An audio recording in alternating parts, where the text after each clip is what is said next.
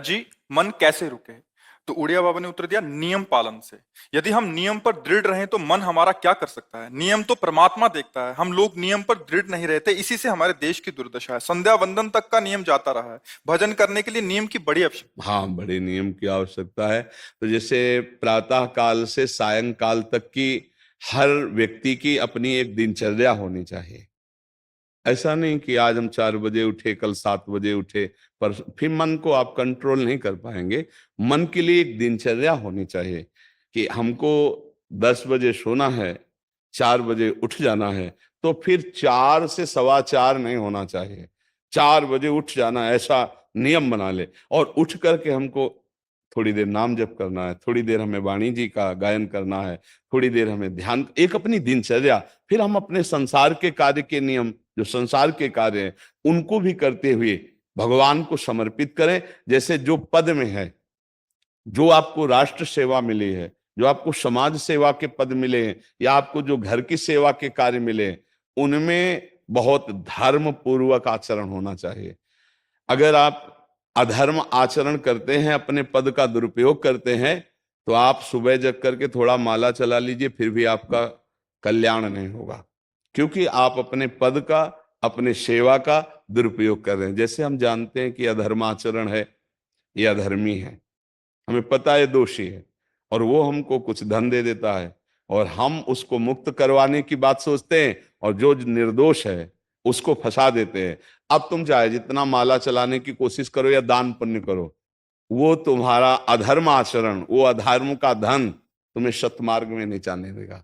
नियम लेना चाहिए कि जिस पद में है, जिस धर्म में है, जिस कर्तव्य में है, चाहे कुछ भी हो जाए, हम अपने कर्तव्य से विमुख नहीं होंगे। जितना जप महान है, उतने कर्तव्य महान है। दोनों बातें समझना है। जब माला फेरा और इसके बाद बेईमानी, अधर्माचरण, इनका कोई नियम नहीं है कि हमें कैसे चलना है, तो वो माला काम नहीं कर पाएगा। क्योंकि उसका तभी सत्य भाव माना जाएगा माला जपला, जब धर्माचरण है। धर्माचरण नियम से। बोले वो बड़े कट्टर नियम वाले हैं, उनको घूस नहीं, आप उनको भयभीत करके नहीं काम करवा सकते, प्रलोभन में काम नहीं करा सकते। ये हमारी गृहस्थी है ना, तो गृहस्थी के पालन के लिए धन चाहिए, और धन के लिए हम धर्म को आगे रखें, धन को नहीं। धर्म को, हमारा कर्तव्य क्या, प्रायः जैसे पूज्य बाबा ने कहा, आज हमारे देश में बहुत दुर्दशा हो रही है। दुर्दशा हो रही, क्यों? क्योंकि सब अपनी जगह से गलत हो रहे हैं। अगर अपनी जगह हम ठीक रहे तो हमारी दुर्दशा नहीं होगी। हमारा भजन कम होगा, लेकिन हम धर्म से चल रहे हैं तो हम विजयी होंगे। हम भगवान को प्रसन्न कर सकते हैं, क्योंकि हमें जो कार्य मिला है वो भगवान का ही कार्य, सृष्टि भगवान का कार्य। जैसे नए बच्चे कुछ वकालत पढ़ रहे थे, तो यहाँ के प्रश्न किया था कि हम जानते हैं कि वो दोषी नहीं है, हम जानते हैं कि वो दोषी है, पर दोषी हमें पैसा दे रहा है, तो हम वकालत पढ़ी इसीलिए, हम उसको जिताएंगे, तो ये क्या कोई पाप है? तो उनका खुला पाप है। बोले नहीं, हमारी कोई ऐसा कंपनी दो, ऐसा कुछ बोले कि हमारी कंपनी को ये सिखाया जाता है, तो हमको तो ये करना ही होगा, अगर नहीं करेंगे तो हमारी वकालत का मतलब क्या रहा? तो नहीं, वकालत का मतलब अधर्मी को मुक्त करवाना नहीं है। वकालत का मतलब अधर्मी के सबूत एकत्रित करके उसको दंड दिलवाना है, और धर्मात्मा को मुक्त करवाना है। अब इसके लिए आपके पास अर्थव्यवस्था अगर कमजोर भी है, तो धर्म व्यवस्था आपकी पूरी है। धर्म व्यवस्था ठीक है तो परिवार स्वस्थ रहेगा, सुखी रहेगा, भगवान आप पर प्रसन्न रहेंगे। अच्छा, फिर हमने तर्क रखा कि जैसे आपकी बहन के साथ कोई गलत व्यवहार करे, आपको पता है, और वो आपको 10 लाख रुपया घूस दे, तो क्या आप उसका पक्ष लेंगे? नहीं। तो फिर दूसरी बहन के साथ किया है। अब यहां विचार करना है ना, अपने भाई का अगर कत्ल किए हो, मुझे पता हो कि ये दोषी है, तो क्या हम पैसे से उसको मुक्त करने देंगे? लगेगा कि जान की बाजी लगा देंगे, और तुम्हें हम, ऐसे ही एक गरीब आदमी की किसी ने हत्या की, तो आपका पक्ष बनता है। पर यह ज्ञान कहां मिलेगा? बिना अध्यात्म के ये ज्ञान तो मिलेगा नहीं। ज्ञान तो इस बात का मिला कि कैसे पैसा कमाया जाए। अच्छा, वो पैसा यदि अधर्म से आया है तो आपकी दुर्दशा कर देगा, आपकी बुद्धि भ्रष्ट कर देगा। तो जो बाबा कह रहे हैं कि आज हमारे समाज की बड़ी दुर्दशा हो रही, उसका कारण यही है कि हमें अध्यात्म का ज्ञान नहीं, हमें धर्म का ज्ञान नहीं, और बड़ी बड़ी गलतियां हो जाती है। बिल्कुल पता है आदमी निर्दोष है, और हम धन के प्रभाव से उसको दंड दे देते हैं। वो दंडा भगवान जब आपको पलट कर देंगे तो आप सह नहीं पाओगे, उसका परिणाम बहुत बुरा होता है। तो इसलिए समाज को चाहिए अपने अपने कर्तव्य का पालन करते हुए एक नियमावली बना ले। जैसे कुछ दुकानों का नियम होता है कि वहां फिक्स रेट होता है, नहीं होता?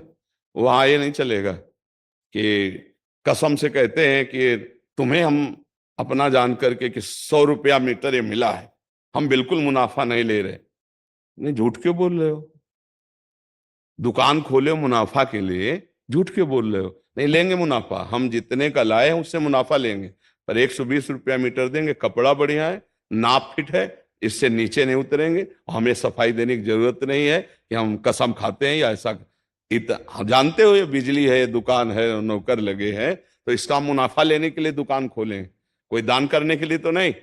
तो सबको पता है मुनाफा लेगा, लेकिन एक फिक्स दाम, उसे 10-20 रुपया का मुनाफा लेकर के हम उसको बेच रहे हैं। लेकिन झूठ क्यों बोले? बोले झूठ के बिना धंधा नहीं चलता। नहीं, ऐसा नहीं है। अब असत्य बोलोगे तो उससे जो आपको मुनाफा मिलेगा वो आपकी बुद्धि भ्रष्ट करेगा, और सत्य है कि मुनाफा के लिए है वही चीज, और आप एक फिक्स रेट में दे रहे, बढ़िया है। अब अगर आप कोई मिलावट करके भोजन सामग्री दे रहे हैं, आपको पता है, तो जो खाने वाले के हृदय में बैठे हुए भगवान है वो तुम्हारे जीवन में मिलावट कर देंगे, तुम्हारा जीवन महान दुखमय हो जाएगा। ये कहां समझा जाता है? एक आदमी सिंथेटिक दूध बना रहा है, उससे कहो ये अपने बच्चे को पिला, नहीं पिलाएगा। फिर ये दूसरे का बच्चा जब पिएगा तो उसकी हालत क्या होगी? दूसरे शरीर में जाएगा तो हालत क्या होगी? वो केवल धन की बुद्धि रख रहा है। एक आदमी घी में केमिकल मिला रहा है, एक ऐसे अभक्ष्य पदार्थ मिला है, वो स्वयं नहीं खाएगा, लेकिन वो होटलों में भेजा जाएगा, हजारों लाखों लोग खाएंगे, बीमारी बढ़ेगी, उसको रुपया से मतलब है। ये चीज, ये दुर्दशा हर जगह धर्म का ज्ञान न होने के कारण फैल रही, नहीं फैल रही। एक मरीज बीमार है, असली दवाओं में पैसे ज्यादा है, नकली दवा लेकर के असली के दाम में बेच देना, उसको बिल्कुल फायदा ना होना। लेकिन परमात्मा देख रहा है, तुम जानते हो नकली दवा है, वो तो नहीं जानता बेचारा, ज्यादा पढ़े लिखे नहीं, किसान आदमी गांव का आया है, तुमने दे दिया, और उसने पैसा दिया असली के। अब वो पैसा तुम्हारी बुद्धि भ्रष्ट करेगा, तुम्हारे परिवार में कलह पैदा करेगा और तुम्हारा पतन कर देगा। ऐसे हर डिपार्टमेंट में, हर विषय में यदि हम अपने धर्म से चले, अपने सत्य से चले, और थोड़ा भी भजन होगा, वो आपको उत्तम गति प्रदान करेगा। पर ऐसा कहां समझ में आ रहा? अध्यात्म के बिना भला ऐसा समझ में आएगा? तो इसीलिए कह रहे हैं हमारे देश की दुर्दशा हो रही। पूर्वजों में पहले ये था कि हमारा धर्म नहीं जाना चाहिए चाहे प्राण चले जाएं, हमारा चरित्र नहीं जाना चाहिए चाहे सर्वस्व नष्ट हो जाए। आज इसकी कोई परवाह नहीं, तो उसी से बुद्धि भ्रष्ट हो जाती है, जीवन एक पशुवत आचरण वाला हो जाता है, और वो अपने को बड़ा सुखी समझने लगते हैं कि हमारे पास बड़ा वैभव है। लेकिन प्यारे, उस दिन को याद करो जिस दिन तुम्हारा आखिरी समय होगा, ना तुम्हारा फार्म हाउस जाएगा, ना महल तुम्हारा जाएगा, ना बैंक बैलेंस जाएगा, ना कोई व्यक्ति, और ना ये शरीर। अब तुम्हारे कर्म तुमको भोगवाएंगे। उस समय की कौन याद करता है? अगर उस समय की याद हो तो भय लग जाए कि नहीं नहीं, पाप नहीं करूंगा, क्योंकि जाना है यहां से। अच्छा, कब जाना कुछ पता नहीं है, किसी भी समय ट्रांसफर हो सकता है इस शरीर से। तो हमें लगता है कि महापुरुषों के जो वचन है कि हमें एक नियम से जीवन जीना चाहिए, धर्म पूर्वक जीवन जीना चाहिए, अपने कर्तव्य का पालन करना चाहिए। जो हमारे लिए कर्तव्य, आज प्रायः धन प्रधान बुद्धि होने के कारण कर्तव्य स्वाहा हो रहा है। एक विद्यालय में विद्यार्थी के लिए जो गुरु पद में बैठा है, उसका क्या कर्तव्य है? वो अपने कर्तव्य को भूला हुआ है। भला छोटे छोटे विद्यार्थियों को जिनकी नींव